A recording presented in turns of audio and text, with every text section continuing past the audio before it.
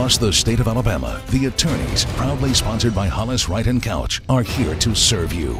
Your tough legal questions answered by our experts. The attorneys with Josh Wright from the Hollis, Wright & Couch Law Firm and host David Lamb.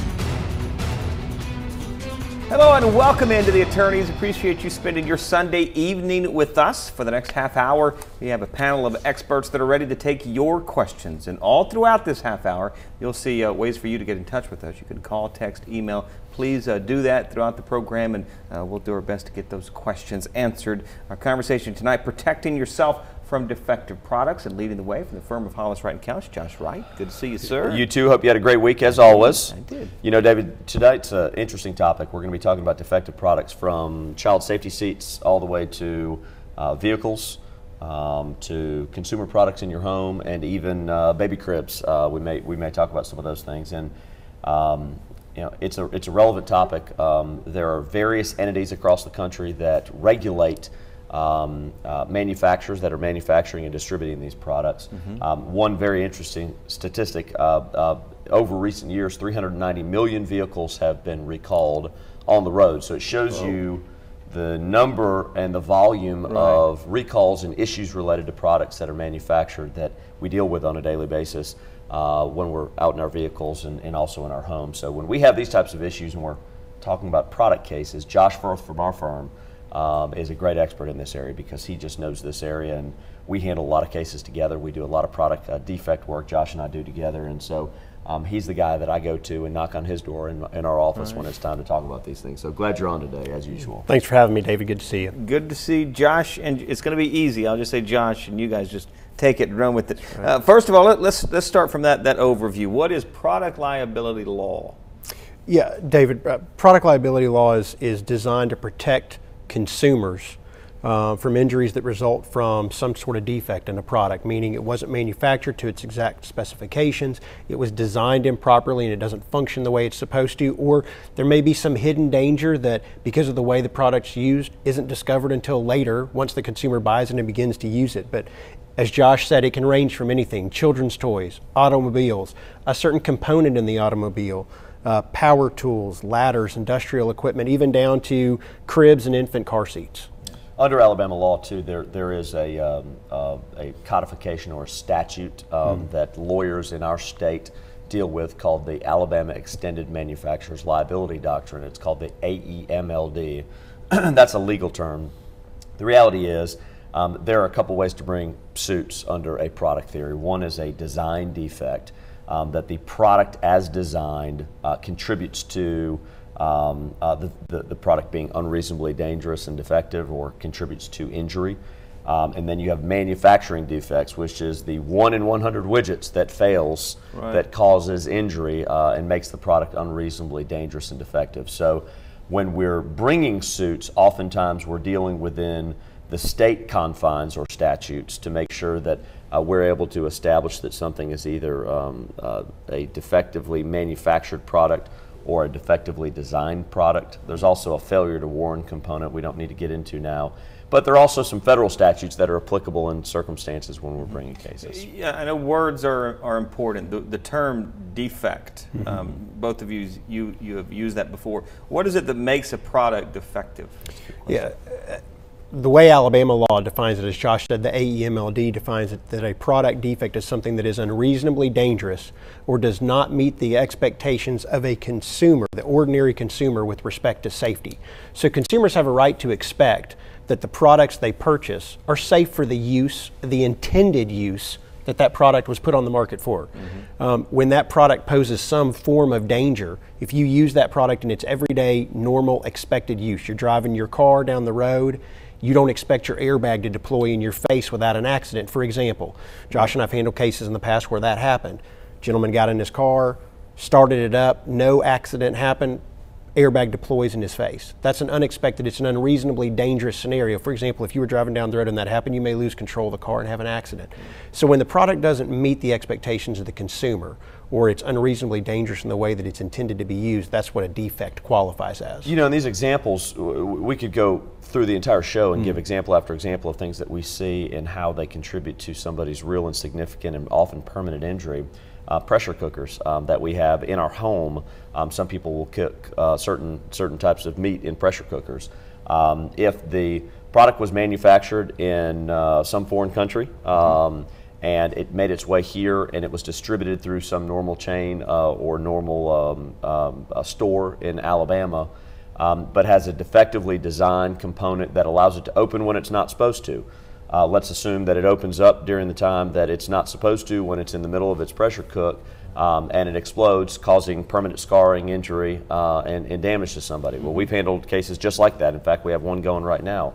That's a defectively designed product that allowed for something to happen that the consumer did not expect, did not intend, and is not really fit for the purpose for what it's used, which is to protect somebody during the process of cooking, and then after it cools down to allow it to open. That's one of many, many examples that we could go through today. Talking earlier about automobiles, help us understand what a defect automobile. Yeah, a defective automobile can be one of multiple things. You could have one single automobile that had something that happened in the manufacturing process that caused it to fail, an improperly installed wire, a circuit that wasn't put in correctly, the door wasn't installed correctly, the door latch itself had some failure and caused the door to open while the car was in motion. Or you could have a design process where from the ground up there is an inherent flaw in the design of that vehicle, so that every car manufactured on that platform, same make and model, are going to have the same defect. That's where Josh was talking about earlier, the difference between a manufacturing defect, that's the one singular incident that has a defect, and the design defect where it's a systemic issue, a problem with all of the models that are exactly the same. And I had mentioned earlier that there are some federal regulations that are applicable in certain types of cases, not just the state law that we talked about.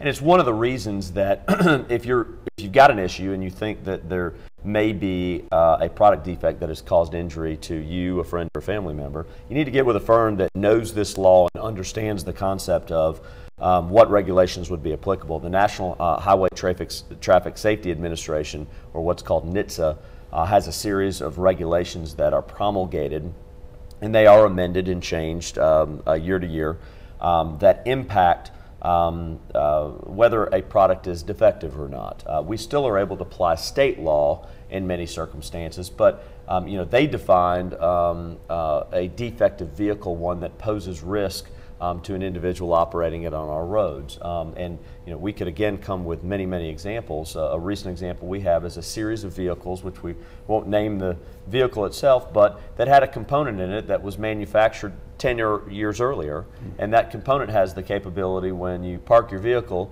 to still be hot, overheat, and burn your car down. Well, it can't, it may burn your vehicle, but it also may burn wherever your vehicle's parked. So if you're in your garage, you can burn your house down. And so those are examples of defectively designed components where we've got to weave between state regulations and law and federal regulations and law to make sure that we're doing what we need to present a claim for the individual to make sure they're successful. Time for our first break of the evening. As we head to break, a reminder, we'd love to hear from you. Call, text, email. We are waiting to hear from you. So get in touch with us, more of the attorneys, when we come right back.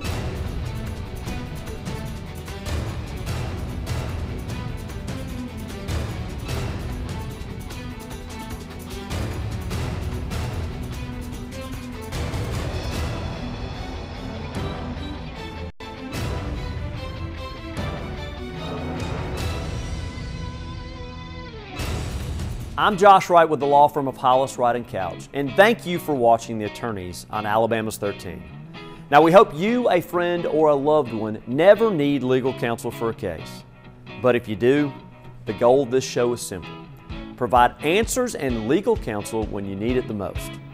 Now, your call to the show is free, so if you have questions specific to this show or related to other civil legal matters, call, email, or text us to talk with one of our lawyers.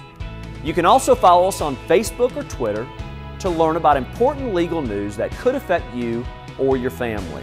Or simply contact us by going to alabamas13.com and click on the Attorneys link.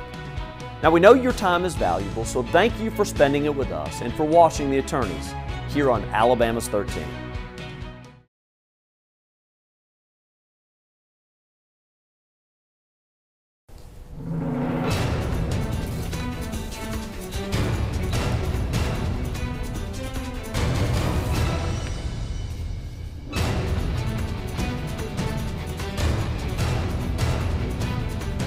defective products and how to protect yourself. That's the topic of conversation tonight on The Attorneys.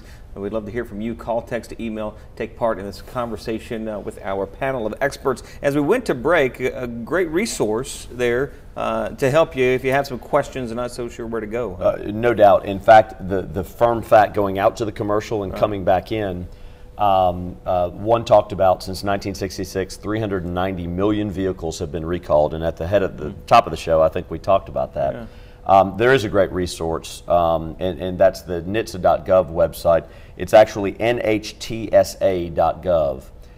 It's a resource as lawyers that we often use because you can go there and you can learn information about defectively designed vehicles, components that may have been recalled, and whether your vehicle has issues that require you to take it in to have it serviced because of a recall or a protective or potential safety warning and concern. Just because a vehicle is recalled, David, does not mean that it is unsafe to operate. Right. There are plenty of things that are recalled in a vehicle that do not impact the safe operation of the vehicle on a daily basis, and people need to recognize that. And a lot of times what will happen is we will get a call when someone learns that there's a recall through a letter that they would get from the manufacturer and ask whether or not there's a product liability lawsuit there. And one of the things we haven't talked about yet but is important is with any product liability case, there has to be some resulting injury associated with the defect itself. Okay. And so that's part of the analysis and evaluation that the firm does to make sure that we go back to that person and advise them on whether they have a case or not. And it doesn't just end with vehicles. As we talked about, there's a whole nother regulatory body that regulates and tries to keep consumer products safe. Josh has dealt with those type of cases quite a bit. I thought maybe it'd be a good idea for you to talk about that too. Yeah, I think that's a good idea, and that's another resource I think for the general public is not just NHTSA.gov, but the government does a good job of keeping track of defective consumer products, and that would be pretty much any other product you purchase outside of vehicles, tires, car seats, things that are inherent in transportation, and that's the Consumer Product Safety Commission. Okay. CPSC.gov tracks about 15,000 products on a yearly basis.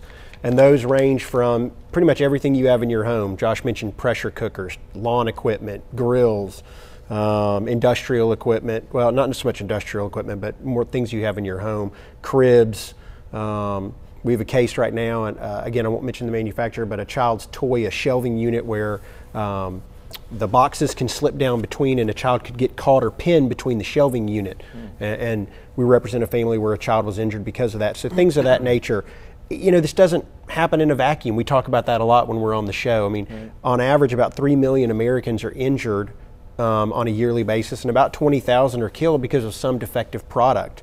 That includes about 220,000 kids on an annual basis. So, it's important for people to realize that if they get a product, it's not working properly for some reason. NHTSA.gov for tires, automobiles, car seats is a great resource. But if you've got any other type of product, check CPSC.gov, the Consumer Product Safety Commission. Again, they regulate and keep track of, as I said, about 15,000 consumer products. They're going to have a recall notice on there. You may not always get a recall notice from the company. Right. Sometimes you do.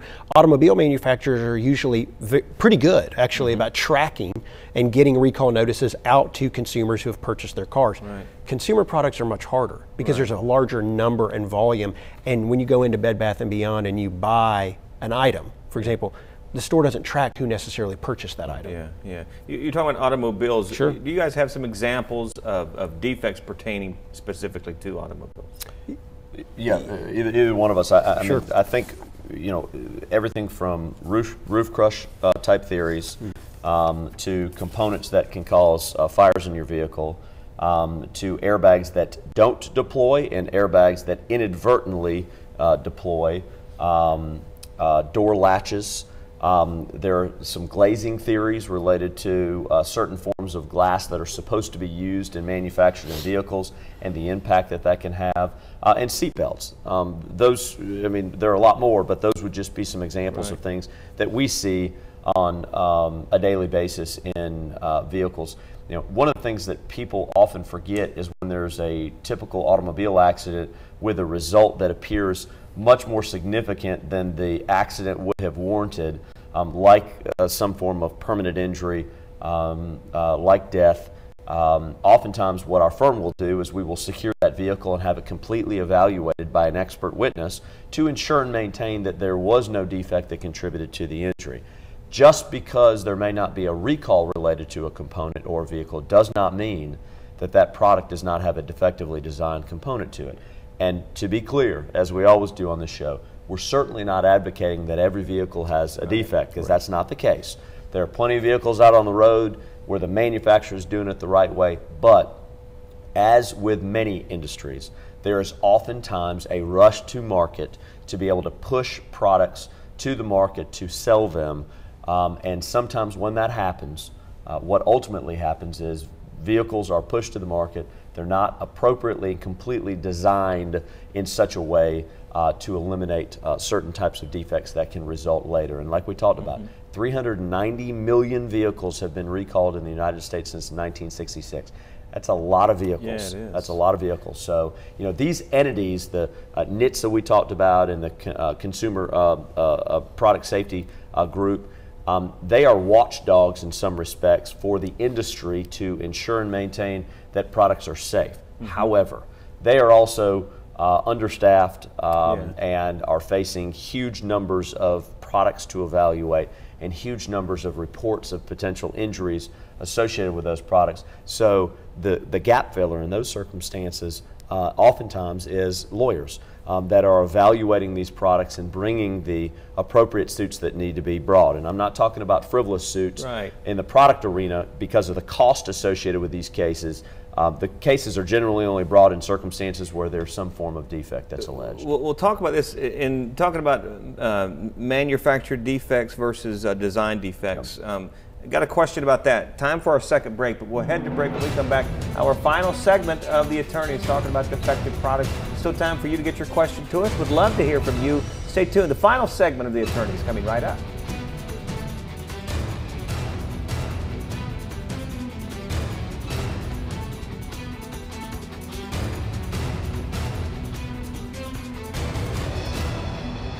I'm Mallory Schneider with the law firm of Hollis, Wright & Couch. We often hear the phrase burden of proof when it comes to civil or criminal lawsuits. It's a level of proof that a plaintiff must meet to win their case. But these burdens change whether you are in civil or criminal court. So in this week's Legal 411, we're answering the question, who holds the burden of proof and what is the burden? Let's start with civil cases. Civil cases are brought by a plaintiff who claims they may have been injured in some way by a defendant. Because there's no chance of jail time since the injury does not amount to a crime, the burden of proof is not as difficult as in criminal cases. The level of proof here is called a preponderance of the evidence. In general terms, that means the plaintiff must prove that it is more likely true than not true that the defendant is responsible for the plaintiff's injuries. You've seen the scales of justice before. Both parties have to fill these scales up with evidence to support their position. If the plaintiff can fill his scale up with just a bit more evidence than the defendant, the plaintiff wins the case and is entitled to a verdict. Now, the stakes are much higher in a criminal case than in a civil one. That's because a criminal defendant could lose his freedom or even his life if he is found guilty. So who holds the burden of proof in this case? The state does, because the defendant is being accused of breaking state law. The state has to prove beyond a reasonable doubt that the defendant is guilty. It's the heaviest burden in the justice system. The evidence has to be so convincing that the jury believes beyond any reasonable dispute the defendant is guilty. Probably guilty just isn't enough. The law requires the jury to find the defendant not guilty if there is any doubt at all. Please remember, your call, email, or text to the attorneys is free. All of us at Hollis, Wright & Couch want to help answer your questions on real issues you face. Remember, a competent lawyer will respond to every question you send in. That's our pledge and promise to you. Thanks for watching The Attorneys on Alabama's 13.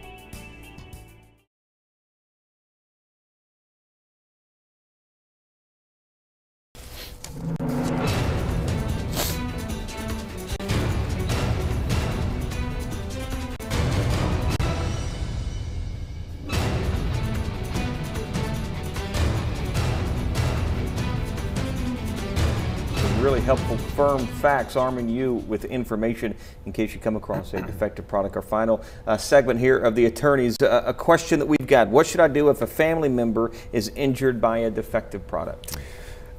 That's a great question. If you're injured because you believe it's due to a defective product, and as Josh said, not every product that causes injury necessarily is defective, but first thing you need to do is what we tell everybody, get proper medical attention. The first and foremost thing is not necessarily to seek out an attorney, but the very first thing is to make sure you or your family member are getting treated for the medical issues and the injuries that you've got.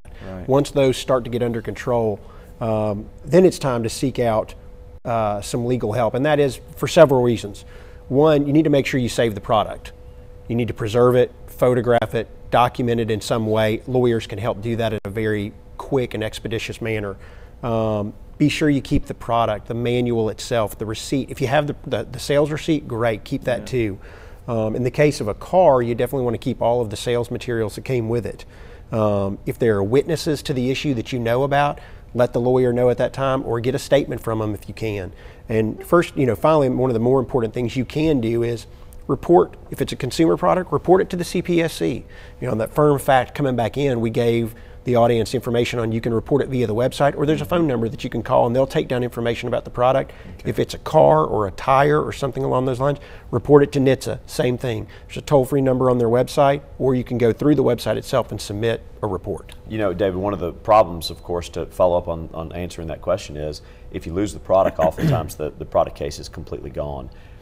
If you lose the product, you could be liable under a civil case for what's called spoliation of evidence, which means if you lose a product or the defendants lose a component that's relevant to the evaluation, there are certain presumptions legally that come into place that can have an impact on whether you can be successful or not. So maintaining the product and getting with somebody that knows this type of law early and quick is important to get the relevant witness statements, to secure the product, to get it stored appropriately, etc., is really key in these cases. Another question we have, a family member injured in a car accident, later found out there was a recall issued for that car.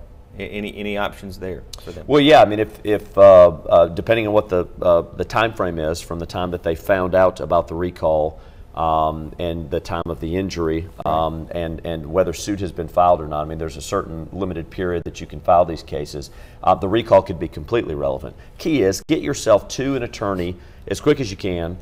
Someone that handles these cases so that you can have them evaluate that case and determine whether the statute's run in the case or whether or not it's a case that could still be filed that would be relevant to the defect. Again, remember now, just because a vehicle's recalled doesn't mean that that recall component actually contributed to the injury in the case, so that would have to be evaluated too. Okay. Another question, buy a product in a big box retailer. This is not an automobile, but some kind of an appliance or something. Buy it in a big box retailer. That product is defective. Is the retailer, the place where you purchase that product, are they liable in any way? Probably not. I mean, there's a couple of scenarios there.